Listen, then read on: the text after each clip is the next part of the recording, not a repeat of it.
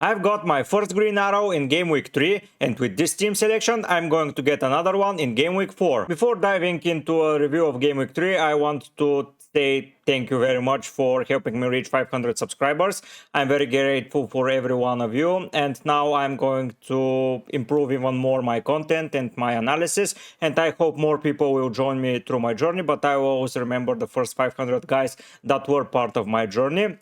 Now let's see how I did in game week 3. As mentioned, I got my first green arrow here, green arrow of around 1 million places. I'm around 800k, which is not ideal, but it's far better than game week 2. I got 58 points in goal. Pickford again conceded late against Wolves and the clean sheet was wiped out. So I was a little bit unlucky there because it was another one-shot goal that they conceded. For the rest of the game, Everton were in control, but yeah, what can you do? I hope for the next game week that he can get up a clean sheet because it's going to be an easier fixture for sure. In defense, the only performer this week is Chilwell. Last week, Saliba and Stupinian covered him, but this week it was only Chilwell. I am a little bit gutted that I do not own Gusto. I was planning to get him for game week 1 because I was suspecting that James is going to be injured at some point, but I didn't believe that it's going to be so soon, so I went for Kabore. But anyways, Chilwell 6 points, he could have gotten even more because just in front of goal he decided to pass the ball instead of to shoot. So it was pretty strange, but it was his decision, it was wrong. And here I would have gotten more points for his goal and it would have been even better. The other parts of my defense, Arsenal conceded 2 goals, so Saliba only 1 pointer. And the big surprise here was that West Ham destroyed in attack Brighton, and Brighton conceded 3 goals and Estupinian got a 1 pointer, but after the good start of the season it's not a lot that I can ask for, and 1 pointer is good enough.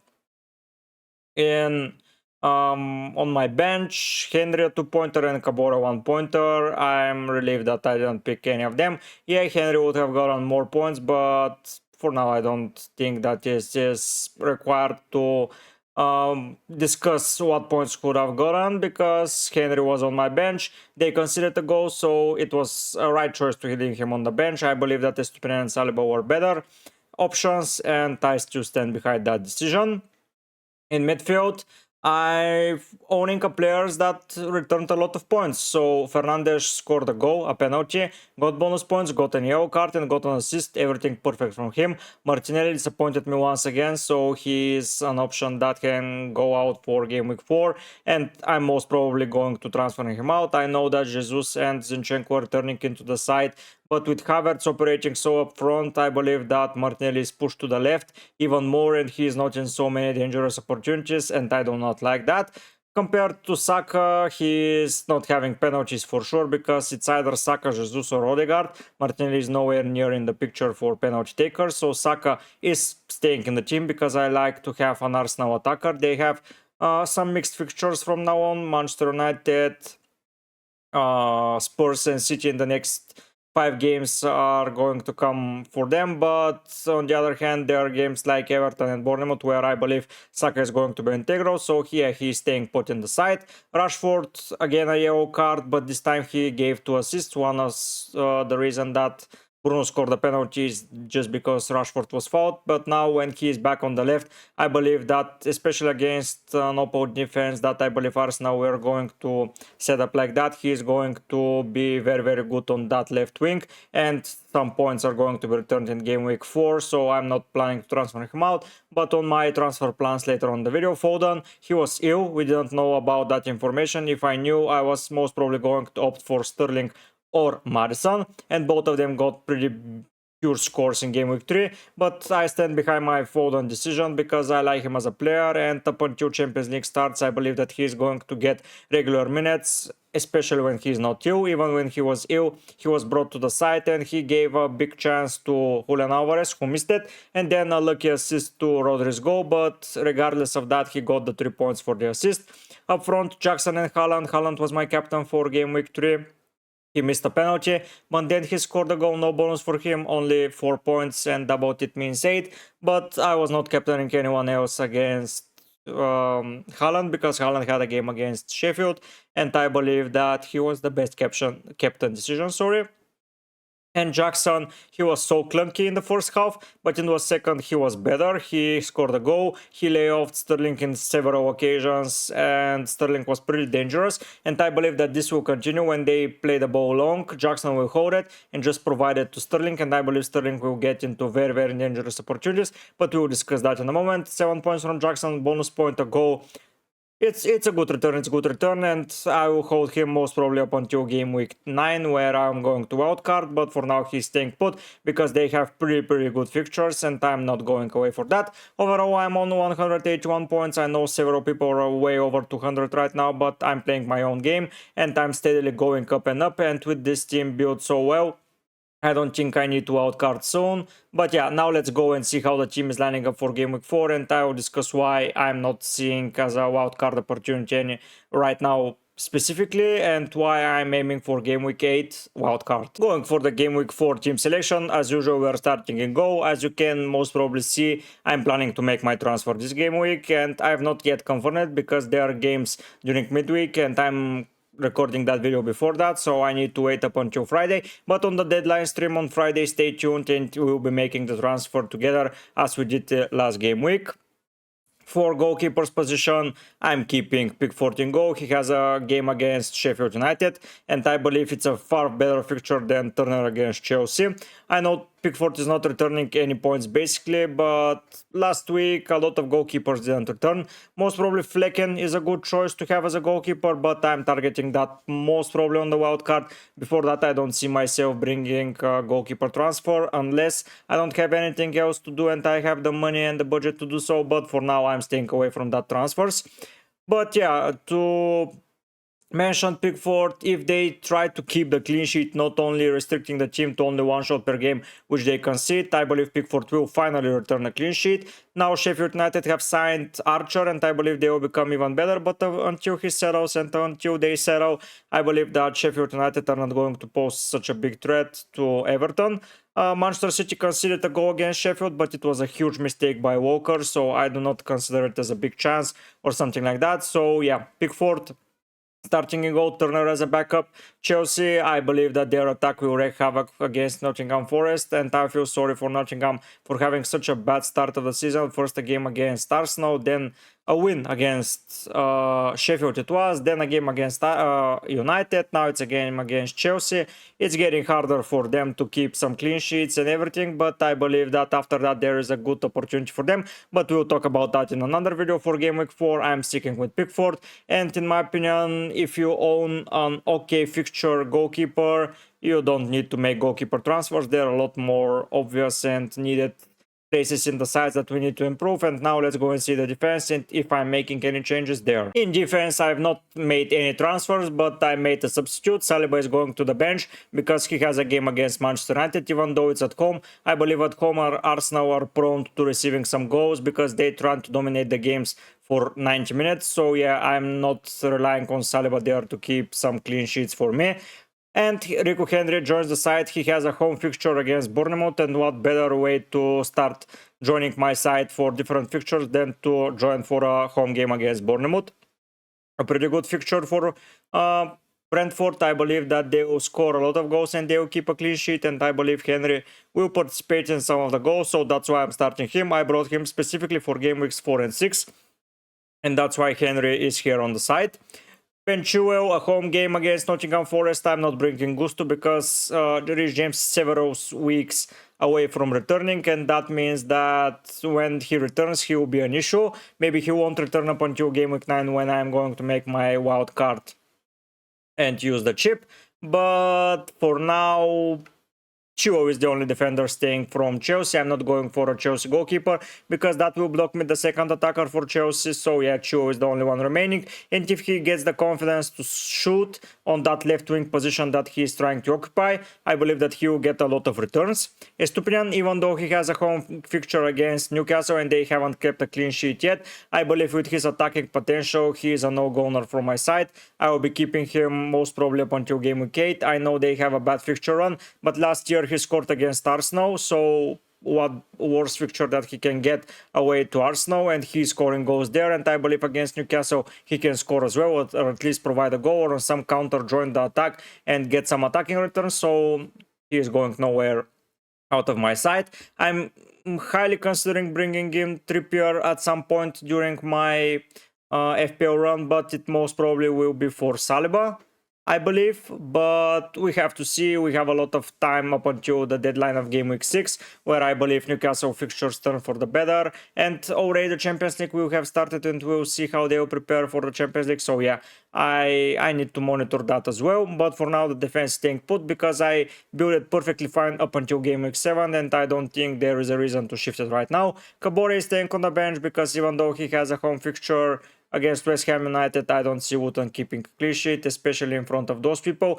And I believe Estupiñán is highly more attacking than him, and I don't see a reason to bring him in to assign it instead of Estupiñán. So I believe those three defenders are going to be pretty solid. Write down in the comment section if I'm making a mistake not going for Udogie or for someone else. But I believe wasting a transfer in defense is going to be a waste right now. So I'm trying to stay away from that, and I believe that you should be as well. If you have a solid defense for game weeks 4 and 5, I believe more attackers are needed and you get even more points from there. I knew that defenders are going to get some points when they're attacking, such as Udogie, Matikesh, Gusto, but they won't get the same returns every week. So if you missed some return, it's highly unlikely that they will get another the next week, so be careful with that. But if you have defenders that are not injured or not suspended, try to integrate the transfer up front and not to just book a transfer in defense, especially if you have only one free. If you have two and you don't know what else to do, yeah, you can do it for a defender, but for me they are far better forward options at midfield options. And now let's go and see the midfielders. I've prepared something special for you there. This week I've started using the community section in my channel, and my first question to everyone that supports me was who is the best midfielder for Game Week 4, and here are the results when I took them up until recording this video. Sterling just about top Maddison, then it's Bowen at 10%, and Bumo, and the last but not least is Foden. I believe that Sterling and Maddison are equally good options, and it's just who you prefer more and what are your plans. As already most of the content creators are saying, if you are going for a wild card around Game Week 9, Sterling is the better option, but if you are going to hold that wild card for many fixtures ahead, Maddison is the guy that you should be going. In my opinion, even if you are using the wildcard soon and later rather than sooner, Sterling is a better option, and then you can transfer him out for Maddison. I don't see an issue doing that because it's not booking a transfer. You can always rely on Sterling. But yeah, in my opinion, Sterling is the best transfer right now, and I'm not saying that because he scored 2 goals and gave an assist and had a hour, but only because I've seen how Chelsea play, and even though Jackson is getting into good chances and to good opportunities, he's just distributing the ball to Sterling, and when they get on the counter, and believe me, at some games they will get on the counter, Sterling is the fastest guy in their team and he's going to join the attack. Unless they bring in someone on deadline, Sterling is going to be nailed, and even if they bring someone, until Nkunku and Chukwuemeka are injured and Broja, I don't see Sterling being at all rotated. What else? Not benched, not... If he gets suspensions, of course he will be transferred out, but in my opinion, Sterling is the greatest transfer this week that you can make. Maddison is a close second, but Maddison is just orchestrating everything. Everything is going through him, but he's not often the end product of everything, and you rack up some assists. I know there are numbers that support that Maddison is doing better, blah blah blah, but my eye test is always what I believed in, and the eye test says that Sterling is doing good, and especially combined with Chilwell and Jackson, with the three of them, I believe that you are most probably getting into some of the returns from Chelsea, because basically every goal that they've scored, they have taken some participation in it.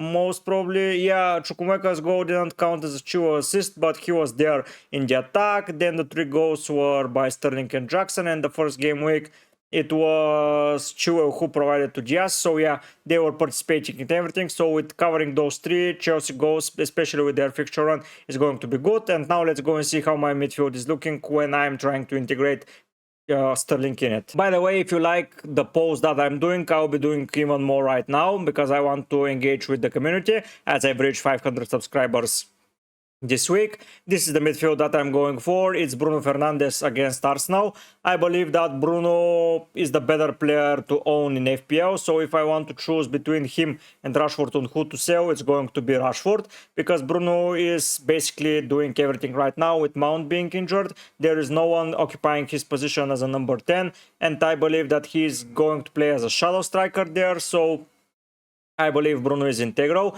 He's on set pieces, he's getting penalties, he's doing some long shots, he's having some good opportunities. So yeah, Bruno is just the better pick in FPL right now, in my opinion. The other player that I was discussing is Marcus Rashford. I believe that he is a good option right now as well, especially when moved on the left. If he remains there and on the counter, oh boy, he's going to terrorize the defenders, especially if Arsenal are putting Partey at right back. This is going to be a very, very good game for Rashford owners.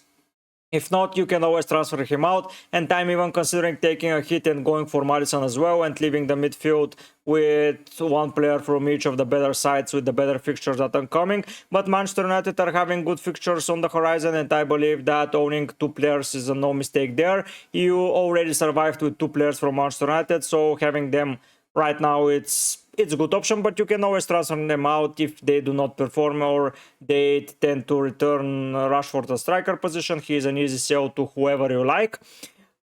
Saka is the guy that's staying from Arsenal. Martinelli is the guy that I'm selling from last week. I believe that Saka is going to be getting a lot of points this game week and the game weeks that are going to follow. First of all, he's their talisman. He's not going to be rotated even with Champions League football, at least in my opinion. He is most probably on penalties, as already seen against Fulham. He took the penalty. He is doing some numbers great. He's taking long shots. He is attacking players one by one. He's shooting outside of the box. Basically, I like him a lot. This game week is a little bit rusty, but I believe that a home fixture for Arsenal is always bound to have goals. And last couple of fixtures between Manchester United and Arsenal there were a lot of goals scored. So owning three players from that game is nothing to be worried about. Even if you own four and don't want to transfer Rashford or Odegaard, it's a good option. Phil Foden is staying into the side. Fulham conceded 2 goals again. Another red card for them. They are terrible at defending, in my opinion, and I believe when he is fit, he is going to play, especially in Game Week 4. He is one of the contenders to leave after Game Week 5 because there are some international games and some Champions League football for Manchester City players, so he is becoming more of a rotation risk. But we have to monitor that. I believe that Foden, if you brought him last week, he is a perfectly fine hold. If you are trying to get him in, I wouldn't do so because he already played the easiest game of his fixture run and he got only 1 assist. But what can you do? I believe against Fulham he is going to do bits. And the last guy here that we're going to discuss is Raheem Sterling against Bournemouth.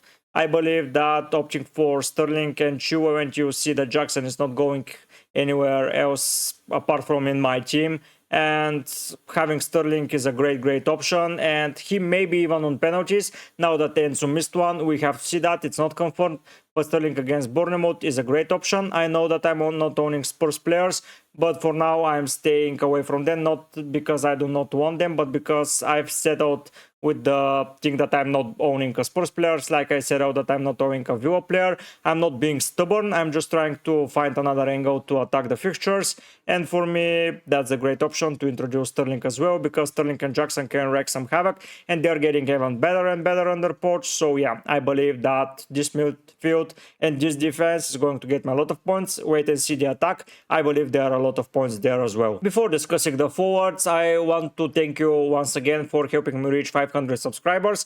If you enjoy my content and want to help me reach 1000 subscribers, subscribe to the channel, like the video, just help me beat the algorithm. Write down a comment if you have any questions, I'll be answering all of them. But yeah, now my next goal is 1000 subscribers. I know it's double my goal that was before, but we reach whatever we aim for, and I'm aiming for 1000 subscribers, and with your help I believe that I can reach them. Now let's discuss the forward line. My captain is going to be Haaland, even though he missed a penalty. I believe that the home fixture against Fulham just before international break is going to be the ideal way for Manchester City to state that they are here and they are the champions for a reason, and Haaland is the best player in the league for a reason, and a good scoring opportunities will lie to Haaland for sure. Foden and Tavares are another good options for the attack. I'm already owning Foden. I don't have enough space for Alvarez, but I like to own him as well. But it is what it is. As I already explained, you cannot own them all. But yeah, Haaland the captain, even though missing a penalty and some big chances, I believe he is the best option for you to captain in Game Week 4, and it's very scary to go without him. The second striker here is Jackson, as I already explained, for such a good fixture against opportunities like, oh no, I missed, sorry, I just saw that I've written Bournemouth at home for the Chelsea players. It's Nottingham Forest, sorry for my mistake. But yeah, as I was saying, it's a Nottingham Forest game for the Chelsea players, and I believe that they're going to do some bits. And I'm pretty annoyed for that mistake, but you just let it slide, I believe so. But yeah, Nottingham Forest, the home fixture for them. I believe the 3 guys in line for Chelsea are going to be instrumental for their victory, especially Jackson laying off the ball to Sterling or Chilwell, crossing for Jackson, or Jackson just putting the ball through to Sterling or to Chilwell and then passing to the other guy. I believe that their attack, and those are basically their 3 best attackers that I'm owning right now, and I plan to own. If there are no injuries, I plan to continue owning them for most probably up until Game Week 8. If I need to add another player, one of them may go, but I'm still owning 3 players. But yeah, I believe Chelsea fixtures are that good, and I'm happy that I started with at least 1 player from them. But yeah, Jackson, even though he was a little bit clunky against Luton they were playing, I believe with his first goal he's trying to find even more form, and I'm pretty happy that I own him. I'm missing here Watkins and Tavares, and I'm pretty afraid that they'll do some damage here, but as I already explained, I cannot own them all. Even if I sell Rashford and bring in Maddison, I'm still not going to own them. So yeah, for now I'm staying away from those guys, not because I don't like them, but because I cannot find the space. I promise to say to you why I'm not using the wildcard is because this is basically a team that I'm going to build on my wildcard, sorry. It's maybe changing the goalkeeper, bringing Archer, and most probably integrating a Spurs player in it, but only 3 transfers for that. I don't think so. I'm staying with that team. I think they will be playing good for the upcoming fixtures, and I have free transfer that I can take some hits. So yeah, I'm pretty happy with my team so far. Once again, if you enjoyed the content, please subscribe to the channel, give a like to the video, write down a comment to just promote the video, and I hope to see you guys on my deadline stream. But for now, guys, I'll be heading out. Bye!